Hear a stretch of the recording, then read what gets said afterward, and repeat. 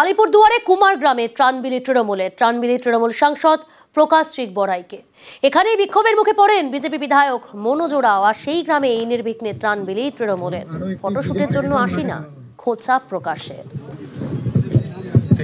এরপরে স্বপন কুমার সাহা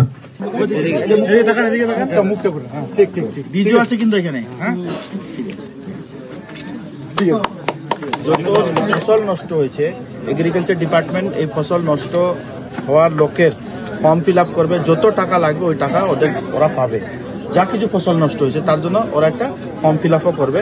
সাথে সাথে আমি ব্রিজটা দেখেছি এবং ব্রিজের প্রপোজও আমরা দিব। আমি নর্থ বেঙ্গল ডেভেলপমেন্ট ডিপার্টমেন্টকে দেব। অ্যাপ্রোচ রোড এবং ব্রিজ এটা আমরা নোট ডাউন করে নিয়ে যাচ্ছি এবং ভিডিও রিপোর্টিং করবে। এবং আমাদেরকেও বলা ছিল যে জেলা ভিত্তিক আলিপুরদুয়ার জেলার প্রত্যেকটা জায়গায় তোমরা মুভ করবা, যা লাগবে, যা রিকুইজিশন আছে, যা লাগবে আমরা এটা দেখব।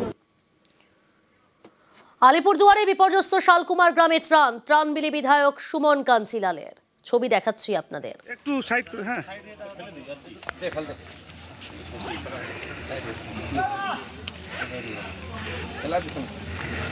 চলাচলের উপযোগী হওয়ার পরেই আমি আমার তরফ থেকে যতটুকু সম্ভব মাননীয় এসডিও সাহেবকে নিয়ে এসে একটু সাধারণ ত্রাণ দেওয়ার চেষ্টা করলাম। আর আমাদের পঞ্চায়েতের মাধ্যমেও ত্রাণ কাজ চলবে আগামী দিনে।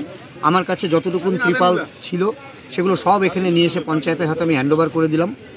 আর বাকি খাবারের আয়োজন পঞ্চায়েত থেকে হচ্ছে। খুব কষ্টের মধ্যে সবাই আছে, আরও কয়েকটা দিন গেলে আস্তে আস্তে স্বাভাবিক হবে।